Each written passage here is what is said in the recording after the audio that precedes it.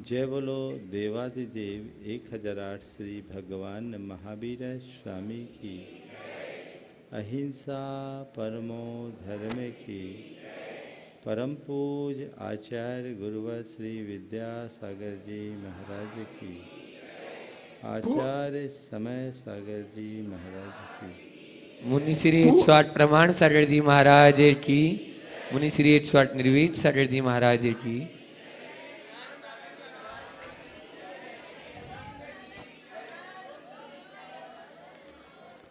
शिष्य ने गुरु से पूछा, गुरुदेव, मोक्ष मार्ग की शुरुआत कहाँ से होती?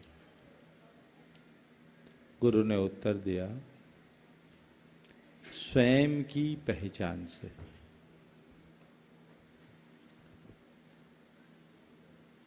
शिष्य ने पुनः पूछा, उसकी पूर्णता किसमें है? गुरु ने जवाब दिया, स्वयं की उपलब्धि में।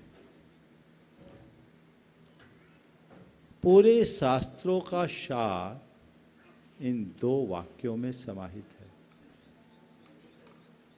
मोक्ष मार्ग की शुरुआत स्व के पहचान से होती है और उसकी पूर्णता स्व की उपलब्धि में। मोक्ष मार्ग स्व की पहचान से स्व की पूर्णता का मार्ग है।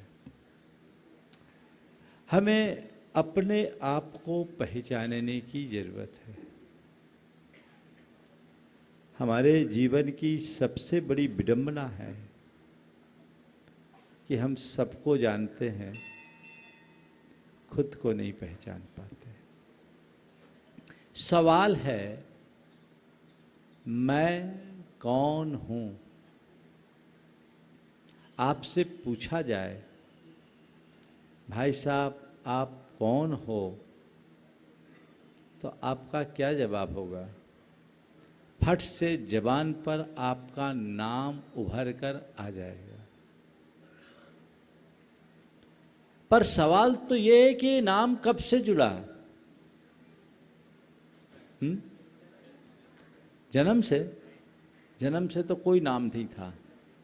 जन्म के बाद एक दिन घर परिवार के लोग एकत्रित होकर के हमें ये नाम दे दिए। जीवन भर ये नाम रह सकता है। कई लोगों का एक जीवन में भी नाम बदल जाता है। और कदाचित कुछ अच्छा कर्म करो तो इस दुनिया से चले जाने के बाद कुछ दिन तक तुम्हारा नाम रहेगा, लेकिन तुम्हारा जीवन इतना सिमटा हुआ तो नहीं है ना। जन्म के पहले तुम्हारा कोई नाम नहीं था, तब पर तुम थे, और मर जाने के बाद तुम्हारा नाम बदल जाएगा, तुम रहोगे। तो आखिर तुम हो कौन? उसे पहचानो जो जन्म के पहले भी था और मृत्यु के बाद भी रहेगा। मैं कौन हूं? ये नाम मैं नहीं, ये रूप मैं नहीं। इस रूप की बात करूं तो कहां से इसकी कहानी शुरू होती?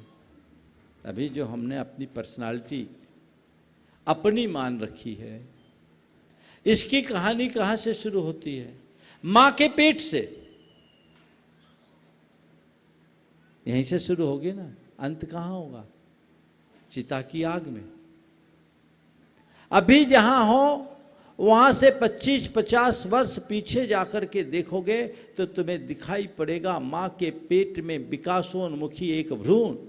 थोड़ा और आगे बढ़ोगे तो तुम्हें नंग धड़ंग खेलता हुआ एक शिशु नजर आएगा। और थोड़ा आगे बढ़ा तो तुम्हें एक जवान अंगड़ाई भरता चलता दिखाई पड़ेगा। और अभी जहाँ हो उससे 25-50 वर्ष आगे बढ़कर देखोगे तो तुम्हें नजर आएगा लाठियों के सहारे चलता हुआ हाँफता कांपता एक वृद्ध है। और उससे थोड़े और आगे बढ़ोगे तो तुम्हें नजर आएगी सुलगती हुई एक चिता, जिसमें तुम्हारा अपना ही ये सुंदर सलोना सा रूप धू धू कर जलता हुआ नजर आएगा। यही है ना रूप की कहानी, और क्या है? तो फिर ये नाम तुम कैसे, ये रूप तुम कैसे? माना कि तुम्हें नाना रूप नामों से पुकारा जाता है, माना कि तुम नाना रूपों को धारण करते हो, फिर भी तुम नाम नहीं, रूप नहीं, अनाम अरूप हो, और वही तुम्हारा स्वरूप है। उस स्वरूप को पहचानो। मनुष्य के जीवन की एक सबसे बड़ी भूल है अपनी काल्पनिक छवि को अपनी मानना। काल्पनिक छवि जो वास्तविक नहीं है, अवास्तविक है, उसे अपनी मानना। बोलो, अभी आपने अपनी क्या छवि मान रखी है? मैं अमुक हूं, मेरा परिवार है, मेरी परिसंपत्तियां हैं, मेरी अपनी पहचान है, मेरा अपना प्रभाव है ना? इसे मैंने अपना मान रखा है। लेकिन ये मैं कहाँ, मैं कहूँ मैं मुनि प्रमाण सागर हूँ, लोक में बड़ा ख्यात साधु के रूप में जाना जाता हूँ, हजारों लोग मुझे सुनने को लालायित होते हैं, मेरा अपना प्रभाव है, हजारों लाखों मेरे अनुयायी हैं। अगर मैं अपने आप को ऐसा मानता हूँ तो ये मेरा भ्रम है, सच नहीं।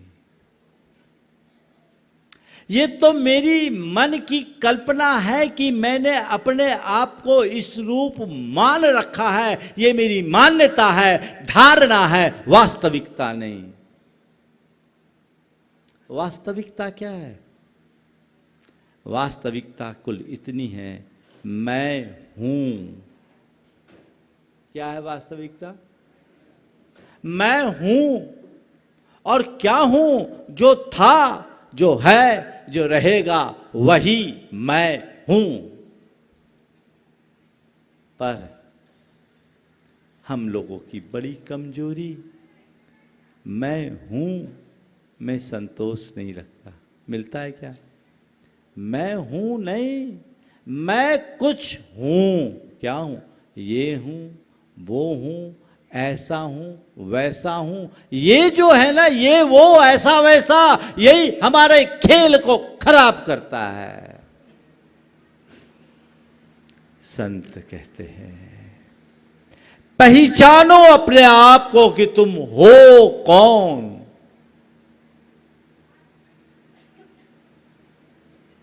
चार बातें आज आप सबके विचारार्थ रख रहा हूं। चार बातें नहीं, चार सवाल,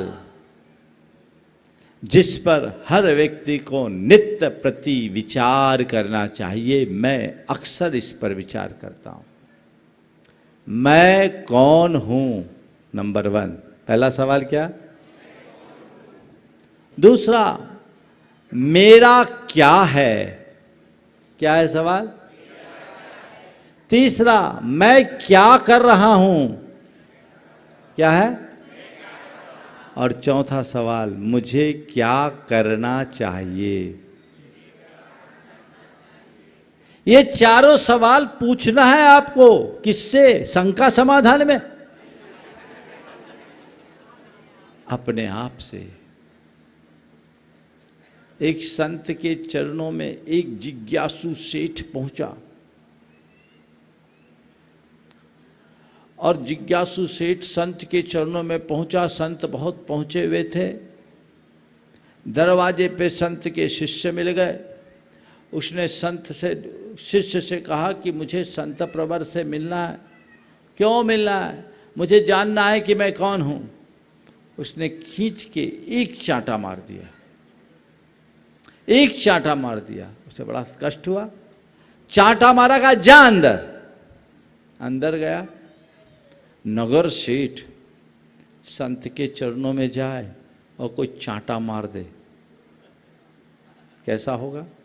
पर ध्यान रखना, जो संतों का सच्चा श्रद्धालु होता है वो संतों के सब व्यवहार को झेलता है। उसके मन में ये विश्वास होता है कि इसमें भी मेरा कोई कल्याण है। दूसरा होता तो बौखला के भाग जाता, चिल्ला चोट करता या अपने लेवल पर कोई कार्यवाही करता, लेकिन वो नहीं गया। वो सीधे संत के पास गया और संत के चरणों में जाकर उनके शिष्य की शिकायत की। बोले आपका शिष्य कैसा, मुझे पहचानता नहीं, मैं नगर से थी और मैंने पूछा कि मैं जानना चाहता हूं मैं कौन हूं, मुझे उनने चांटा मार दिया, मुझे उनने चांटा मार दिया। संत जोर से मुस्कुराते ठहाका मारते हुए, क्या गनीमत है तूने उससे ही पूछा, उसने चांटा मारा, ये सवाल मुझसे पूछता तो मैं डंडा मारता, मैं डंडा मारता। बोले गुरुदेव मेरा अपराध क्या? बोले मूर्ख, जो सवाल खुद से पूछना चाहिए तो मुझसे पूछता है, खुद से पूछ मैं कौन हूं। जब तक तू अपने आप को सेठ मानता रहेगा, मैं नगर सेठ हूं, अपने आप को नहीं पहचान पाएगा। तू क्या है इसे जान, बस मैं हूं इसे पहचान। आचार्य कुंद कुंद कहते, न हो दिया पमतो न पमतो जोद सोचेदा, ऐसा भनंति शुद्धम नादासो दोज सोचे वह।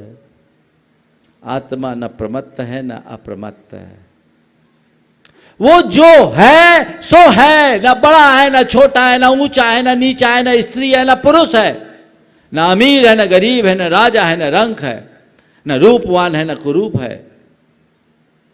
वो जो है सो है, और वो जो है वो सब है, वो जैसा है वैसे ही सब है, किसी से उसकी तुलना की जरूरत नहीं, न वो किसी से कम न और कोई उसे से कम। सवाल करो मैं कौन हूं, को हम, क्या सवाल है? को हम, उत्तर क्या है? कितने समझदार हो, अब प्रवचन करने की जरूरत ही नहीं है, सब पता है।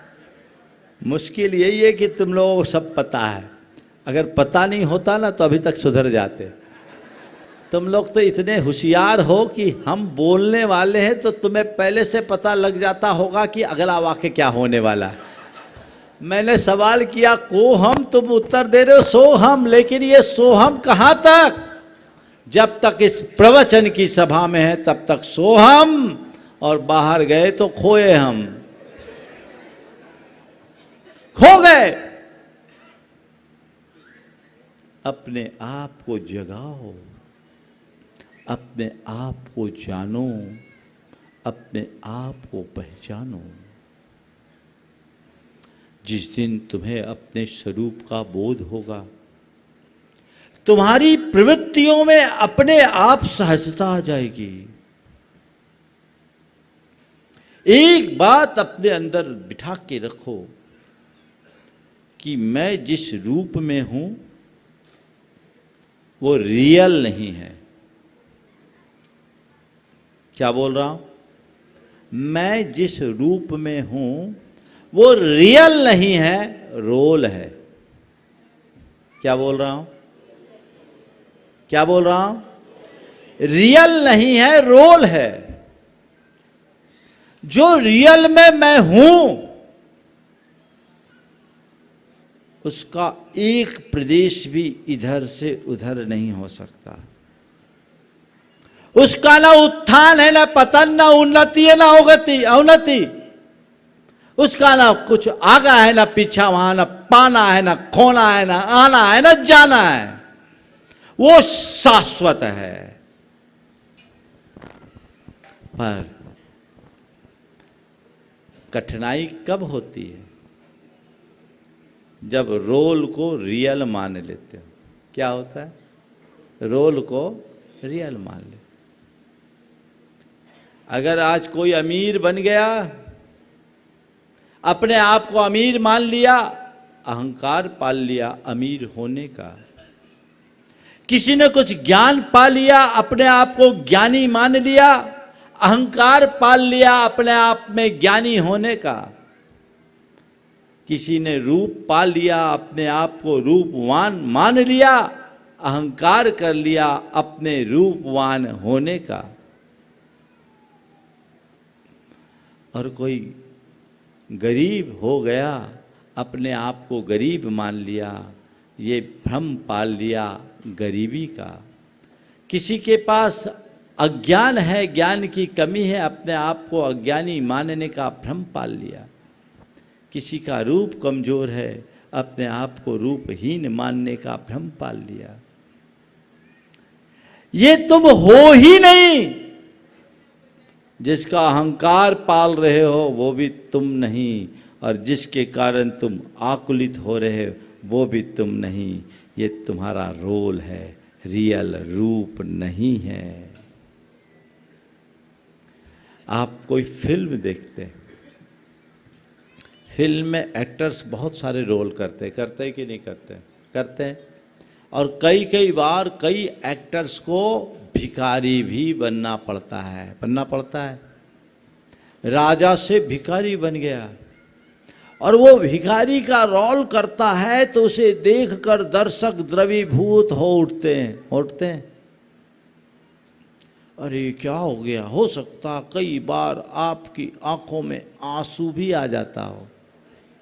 भिखारी बनकर भीख मांग रहा है, और जो भिखारी बना है वो 500-700 करोड़ का धनी है। जितने सुपरस्टार वो क्या है, ज़्यादा ही होंगे।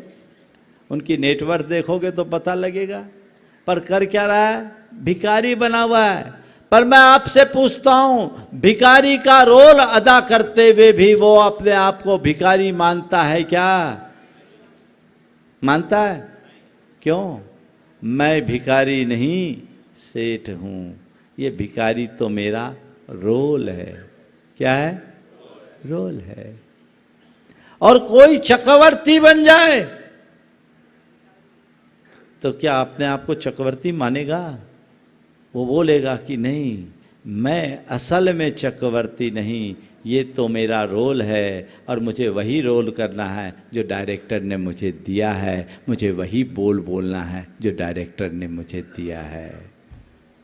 तो ये जो तुम्हारे रूप दिख रहे हैं, तुम्हारी ये जो भूमिकाएं दिख रही है, ये तुम्हारी असली नहीं है। ये सब तुम्हारा रोल है, और इस रोल को निर्धारित करने वाला तुम्हारा कर्म जन संयोग है। जो रोल दिया है, रोल को निभाओ, पर रियल को याद रखो। बस ये केवल रोल है, रियल नहीं। इतनी समझ आ जाएगी तो सुख दुख में संभाव होगा, हानि लाभ में संभाव होगा, मान अपमान में संभाव होगा, संयोग वियोग में भी संभाव होगा। जो सुख है वो भी रोल, जो दुख है वो भी रोल। अब जब रोल है तो रोल है, रोल है। लेकिन आप रोल को रियल मान लेते हो, इसलिए दुनिया गोल है। गोल क्यों? रोल को रोल समझो। ठीक है, सुख है तो ये भी मेरा नहीं, दुख है तो ये भी मेरा नहीं।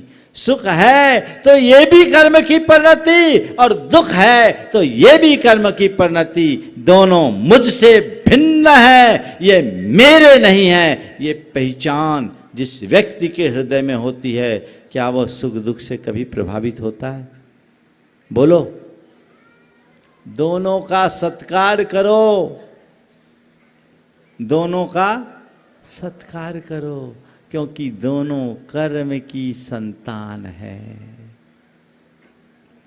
तुम्हारे घर में कई तरह के रिश्तेदार आते, मान लो कभी तुम्हारे घर में तुम्हारे चाचा आए, दूर देश से आए, घर आएंगे तो कुछ मिठाई इठाई लेके आएंगे, ठीक है, तुम उनका सत्कार करोगे। और घर में कभी जवाई आता है, तो जवाई आता है तो कुछ लेके तो नहीं आता, लेके जाता है। जवाई आता है तो उसके लिए आपको अतिरिक्त सम्मान करना पड़ता है, खिलाने पिलाने की भी व्यवस्था करनी पड़ती। चाचा आए तो घर के सामान्य भोजन में ही वो एडजस्ट हो जाते हैं, जवाई आए तो 2-4 प्रकार की सब्जियां, 2 प्रकार की मिठाई तो एक्स्ट्रा बुलानी ही पड़ेगी, है ना। और आपके जाकर के जाते समय उसका टीका भी काटना पड़ेगा, करना पड़ता है कि नहीं? हाँ, करना पड़ता है, करते भी और करवाते भी तो करना पड़ता है। लेकिन आपके घर में चाचा हो या जवाई, दोनों का सत्कार होता है। बस मैं आपसे इतना ही कहता हूँ, जब सुख आए समझ लो चाचा आए हैं, दुख आए समझ लो जमाई आया है। अब रिश्तेदार दोनों हैं, दोनों को निभाना है। सुख भी मेरा रोल है और दुख भी मेरा रोल, जय भी मेरा रोल है, पराजय भी मेरा रोल है, मान भी मेरा रोल है, अपमान भी मेरा रोल है, लाभ भी रोल है और हानि भी रोल है, संयोग भी रोल है, वियोग भी रोल है। ये बात अंदर बैठी तो फिर सब कुछ करोगे तुम। आप देखो किसी अभिनेता को, उसके अभिनय को देखकर तुम्हें क्या लगता है? असली लगता है कि नकली लगता है? असली अभिनेता का अभिनय एकदम वास्तविक दिखेगा, लेकिन परिणति भिन्न होगी। तुम जहां हो, जैसे हो, जो कुछ कर रहे हो करो, पर अपने आप को पहचान के, मैं कौन हूं, को हम सो हम, एगो में शासदो आधा, अणाण दंसन रखनो, शेषा में बाहिरा भावा, सब्बे संजोग लखना। मैं, मेरा स्वरूप एक शाश्वत ज्ञान दर्शन लक्षण वाला आत्म तत्व है। मैं एकमात्र आत्मा हूं, शुद्ध आत्मा। मुझसे पृथक संसार के जितने भी चीजें हैं, जितने भी पदार्थ हैं, चाहे शरीर हो, चाहे संपत्ति हो, चाहे संबंधी हो, चाहे अन्य चीजें, वे सब संयोग लक्षण वाले हैं। क्या है? महज संयोग है। वह मैं नहीं और मेरे भी नहीं, को हम। एक बार एक सज्जन मुझसे बड़ी गूढ़ तत्व चर्चा कर रहे, स्वाध्यायी थे, तत्वज्ञ थे। चर्चा करते करते उनकी टोन से मुझे लगा ये मारवाड़ी, तो मैं मारवाड़ी बोल लेता हूँ। तो मैंने उनसे उनके एक सवाल का उत्तर मारवाड़ी में दे दिया, और जैसे ही मैंने उनके सवाल का उत्तर मारवाड़ी में दिया, उनका तत्वज्ञान एक तरफ रह गया, मारवाड़ी प्रेम जाग गया। मारवाड़ी प्रेम जाग गया और उनने मुझसे पूछा, महाराज थे कठा का हो, यानी आप कहाँ के हो? मुझसे पूछा थे कठा का हो, मैंने उलट के पूछा थे कठा का हो, थे कठा का हो? महाराज मैं तो बीकानेर सु आयो। मैंने पूछा बीकानेर सु आया? बीका पहले तो मैं हरियाणा रह रहे हूँ। मैंने पूछा बीका पहले? महाराज मारो जन्म तो हरियाणा में ही हुयो। मैंने कहा बीका पहले? मारो जन्म तो हरियाणा में हुयो। मैंने पूछा बिक्का पहले? बोले महाराज बिक्का पहले को तो मान पत्तो को नहीं, उसके पहले का तो मुझे पता नहीं। उनने कहा महाराज बिक पहले को तो माना पतो कोनी। तो मैंने कहा भाया जब था न थारो ही पतो कोनी तो मारो पतो जानर काई कर से हो।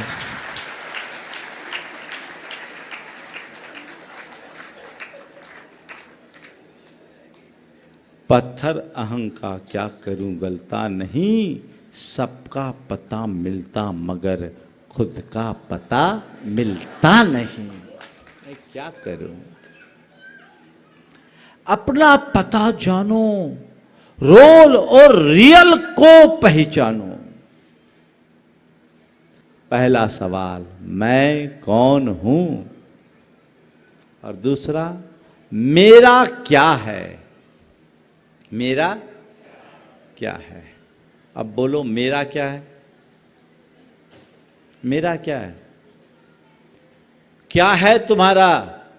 बोलो। ये शरीर तुम्हारा है, ये संपत्ति तुम्हारी है, ये परिवार तुम्हारा है। तो बोलो जो तुम्हारी संपत्ति उसमें मंदिर बनवा दूं, कुछ बोलोगे? बोलो। अरे महाराज ऐसे मत फंसा। समझने की बात है। मेरा केवल मैं हूं, मेरा केवल ज्ञान और दर्शन है। मैं एक शुद्ध चेतन आत्मा हूं, उससे भिन्न मेरा कुछ भी नहीं है। न भी अथ मज्ज किंच भी अन्नम परमाणु मित्तम पी। एक परमाणु प्रमाण वस्तु भी मेरी नहीं है। क्यों नहीं है? क्योंकि उन पर मेरा अपना कोई अधिकार नहीं है।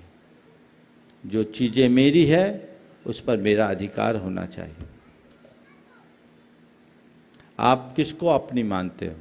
जो आपके अधिकार में है, बोलो, उसी को अपना मानते हो ना। जो आपके अधिकार में है उसे आप अपना मानते हो। पर मैं आपसे पूछता हूँ, जिसे आप मानते हो ये मेरे अधिकार में है, वो सच है या आपका भ्रम? हाँ, भ्रम। और भ्रम में जीने की कसम खाए बैठे हो। बोलो क्या है? ये शरीर मेरा है तुम्हारे शरीर पर नियंत्रण? बोलो, है तुम्हारे शरीर पर नियंत्रण? तुम्हारे पास है ऐसी क्षमता कि अपने शरीर को पूरे जीवन एक रूप बना सको? कैसे है तुम्हारा शरीर? तुम्हारा शरीर, मेरा शरीर मेरा है, ये रूप मेरा है तुम्हारा इस रूप पर नियंत्रण? अगली सांस का भी भरोसा नहीं, और कब ये रूप विद्रूप हो जाए कहा नहीं जा सकता। सनत कुमार चक्रवर्ती का उदाहरण हमारे सामने। मेरा कैसे ये शरीर? परिवार मेरा है। किसका है? परिवार मेरा है। परिवार पर तुम्हारा नियंत्रण? बोलो, तय कर लो। परिवार में वही होगा जो मैं चाहूंगा। परिवार का सुख दुख, जीवन मरण, संयोग वियोग, हानि लाभ तुम्हारे हाथ में है क्या? फिर कैसे है मेरी? मेरा कैसे? ये संपत्ति मेरी। दावा कर सकते हो कि मेरे जीवन की आखिरी सांस तक मेरी संपत्ति ज्यों की त्यों बनी रहेगी? बोलो, फिर तुम्हारी कैसे? और तुम्हारी है तो तुम्हारे साथ रहनी चाहिए, तुम्हारे पास रहनी चाहिए। जब तुम मरोगे तो तुम्हारे साथ तुम्हारी संपत्ति जाएगी? बोलो, जब तुम मरोगे तुम्हारा परिवार तुम्हारे साथ जाएगा? तो मेरा ये परिवार कैसे, मेरी ये संपत्ति मेरी कैसी? न शरीर मेरा, न संपत्ति मेरी, न संबंधी मेरे। कौन है मेरा? केवल मैं। उसे पहचानो। बस मेरा मेरा रटते रटते बीत गई उमरिया। सारा जीवन इस मेरे तेरे के भाव में समाप्त होता है। पूरा जीवन व्यतीत हो जाने के बाद भी मनुष्य अपने असली स्वरूप को कभी पहचान नहीं पाता। उसे पहचानो, उसे जानो। एक बात गांठ में बांध के रखो, चीजें मेरे पास भले है पर मेरी नहीं है।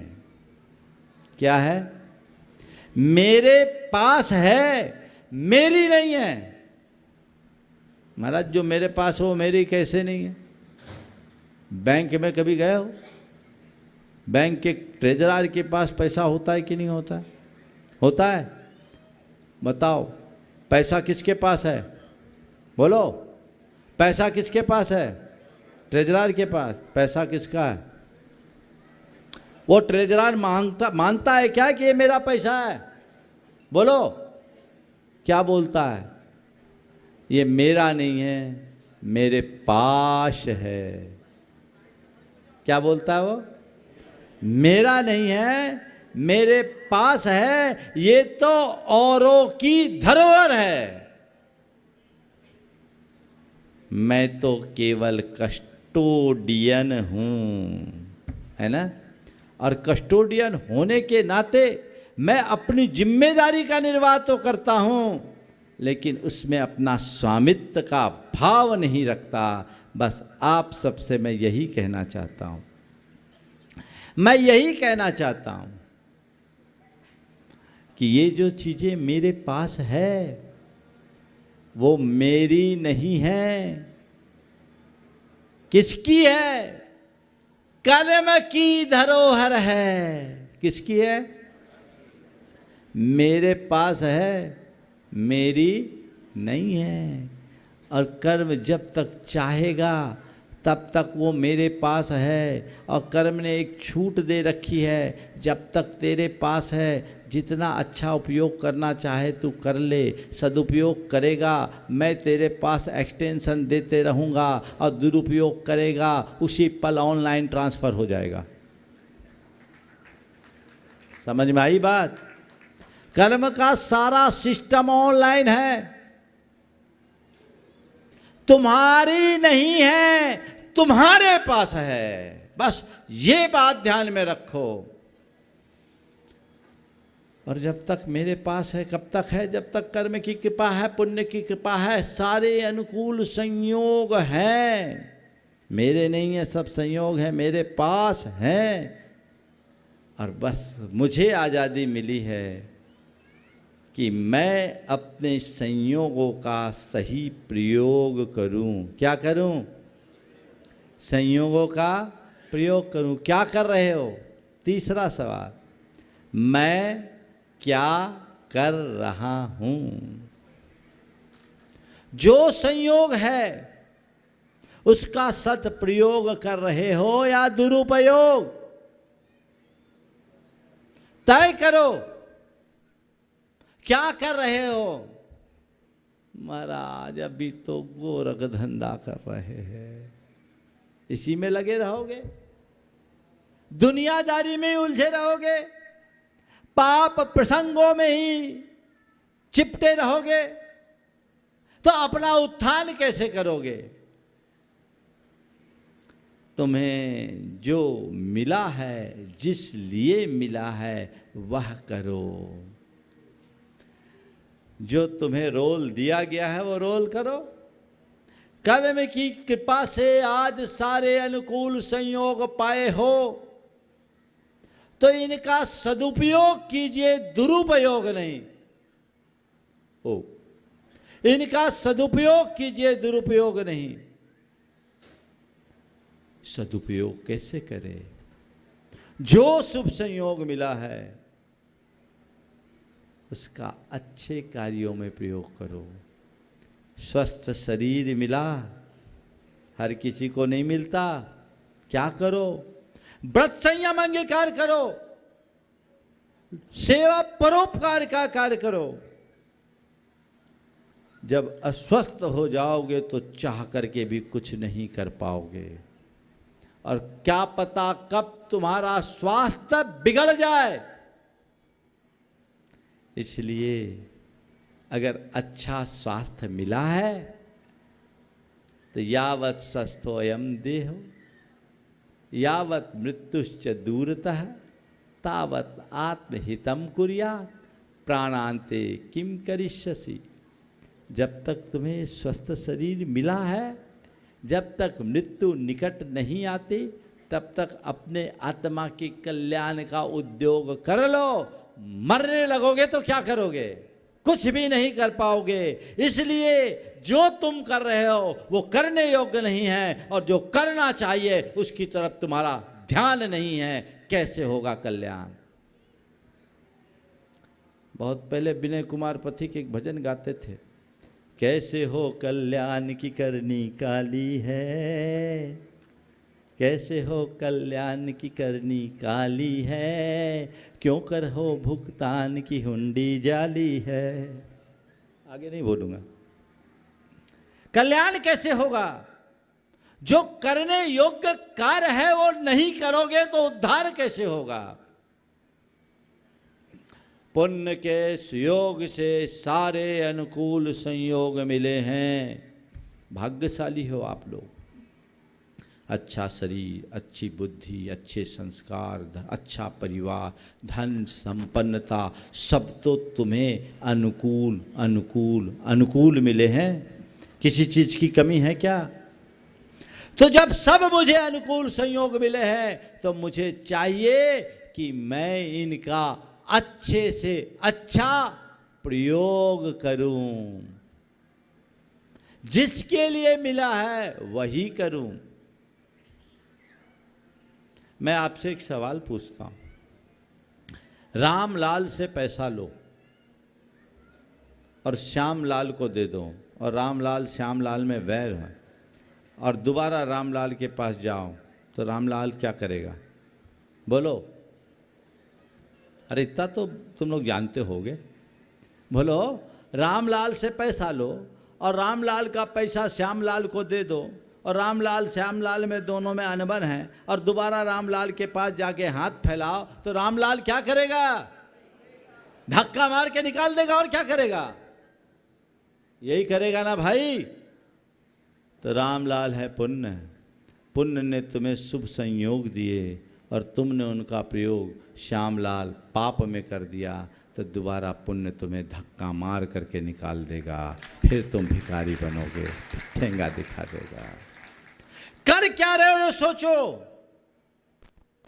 अपने संयोगों का सही प्रयोग करो तो तुम्हारा उद्धार है, और दुरुपयोग करोगे तो बंटा धार है। तय करो क्या करना है, बेड़ा पार या बंटा धार। दोनों तुम्हारे हाथ में है। क्या है? बेड़ा पार या बंटा धार। मेरे पास जो है वो मेरे नहीं है। जब तक मेरे पास है मैं इनका सदुपयोग करूं, दुरुपयोग नहीं। अपने समय, शक्ति और संसाधनों का मुझे जितना बन सके बेहतर से बेहतर प्रयोग करना है।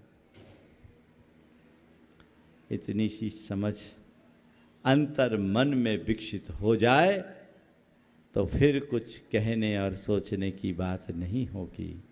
तो ये चारों सवाल रोज सुबह आँख खोलने के बाद अपने मन से पूछिए, मैं कौन हूँ? मेरा क्या है? मैं क्या कर रहा हूँ? मुझे क्या करना चाहिए? अब जो करना चाहिए वो करने का उद्यम कर लो, पीछे मत रहो। कल हाथ में कुछ भी शेष नहीं बचेगा। और एक बात ध्यान रखना, वक्त किसी की प्रतीक्षा नहीं करता, और कब किसका वक्त बदल जाए कोई पता नहीं। जीवन का एक पल का भरोसा नहीं। कब राजा रंक बन जाए, रंक राजा बन जाए, करोड़पति रोडपति बन जाए, रोडपति करोड़पति बन जाए, कोई भरोसा नहीं। कब किसकी लॉटरी खुले और कब किसकी लुटिया डूबे, कौन जानता है क्या? तो जब तक है तब तक कर लो। देखो क्या दृष्टि होती है। एक सज्जन को 85 लाख का नुकसान हो गया शेयर में। 85 लाख का नुकसान हो गया शेयर में। बेटे ने शेयर लिया, 85 लाख का नुकसान हुआ, और उसने दूसरे दिन 15 लाख का दान दे दिया। बेटे ने नुकसान किया, बाप ने 15 लाख का दान दे दिया। उसके मित्रों ने कहा कल 85 लाख का नुकसान हुआ, आज 15 लाख का दान दे दिया। बोला मैंने सोचा राउंड फिगर में हो जाए। बोले राउंड फिगर में हो जाए, 85 को 1 करोड़ होता तो भी मैं झेलता, और 2 करोड़ होता तो भी झेलना पड़ता। जब उसको झेल सकता हूं तो इसको क्यों ना झेलूं? यही तो समझ है, यही समझ है। और तुम लोग थोड़े थोड़े में मन जो है ना छोटा कर लेते हो, और पैसों के लिए तो तुम लोगों का गणित बिल्कुल अलग है ना। एक सेठ के पास एक दिन लक्ष्मी और दरिद्रता दोनों आ गई। दोनों में बहस चल रही थी, दोनों में कौन सुंदर है, लक्ष्मी सुंदर है कि दरिद्रता। और सेठ से कहा कि तुम तय करो। सेठ ने सोचा दोनों से पंगा लेना ठीक नहीं, लेकिन सेठ पक्का बनिया बुद्धि था। बोला ठीक है मैं तय कर देता, एक काम करो सामने के पेड़ को छू के आओ, पेड़ को छू के आओ, मैं बताता हूँ दोनों में कौन सुंदर है। दोनों गई, पेड़ छू के आई और संयोग से दोनों एक साथ आ गए। सेठ ने कहा तुम दोनों सुंदर हो, तुम दोनों अच्छी लगती हो। बोले दोनों कैसे अच्छी लगती? तो दरिद्रता से कहा जब तुम जाती हो तो अच्छी लगती हो, और लक्ष्मी से कहा तुम आते समय अच्छी लगती हो। दरिद्रता जाते समय अच्छी लगती है और लक्ष्मी आते समय अच्छी लगती है ना। तो तुम लोगों को जाना तो अच्छा दिखता ही नहीं, और कहीं देना पड़ जाए, मुकेश जैसे आदमी खड़े हो जाए तो जड़ाएंगे, है ना, तो वो अच्छा नहीं लगता। लेकिन ध्यान रखना, जब तक संयोग अनुकूल है तुम दोनों हाथों से लुटाओगे तो भी कमी नहीं पड़ेगी, और संयोग बिगड़ जाएंगे तुम कितने भी जतन से बचाओगे कभी बचा नहीं पाओगे। संयोग बिगड़ जाएंगे तुम बचा नहीं पाओगे। इसलिए बचाने की दृष्टि मत रखो, लगाने का भाव रखो। बचाने वाले बचाने की कोशिश में लगे रहेंगे, खुद भी नहीं बच पाएंगे, लेकिन लगाने वाले अपने जीवन को भाव के लिए बचाने में समर्थ हो जाएंगे। तो मैं क्या कर रहा हूँ, मुझे क्या करना चाहिए, बस इस दोहे को याद रखो। रे समदृष्टि जीवड़ा करे कुटुंब प्रतिपाल, अंदर से न्यारा रहे धाय खिलावे बाल। एक सम्यक दृष्टि की परिणति क्या होती है? वो घर परिवार कुटुंब का संचालन करता है, उन्हें पूर्ण आत्मीयता और अपने कर्तव्य का रस देता है, लेकिन उनमें लिप्त नहीं होता। जैसे एक धाय होती है, धाय बच्चे को खिलाती है, अपना दूध भी पिला देती है, उस पर अपना पूरा मातृत्व उड़ेल देती है। एक पल को बच्चे को भी भ्रम हो जाता है, वो सोचता है यही मेरी असली माँ है, लेकिन धाय जानती है ये मेरा बेटा नहीं, ये तो बस मैं कर रही हूँ क्योंकि ये मेरा कर्तव्य है, मेरा बेटा तो कोई और है। बस सम्यक दृष्टि भी यही सोचता है ये सब मेरे पास है पर मेरे नहीं है, ये तो सब बाहर के संयोग है, मेरा तो बस मैं हूँ वही सर्वस्व है। ये दृष्टि अंतरंग में विकसित करो, जीवन धन्य होगा। विराम लेता हूँ। बोलिए परम पूज्य आचार्य गुरुवर श्री विद्यासागर जी महाराज की।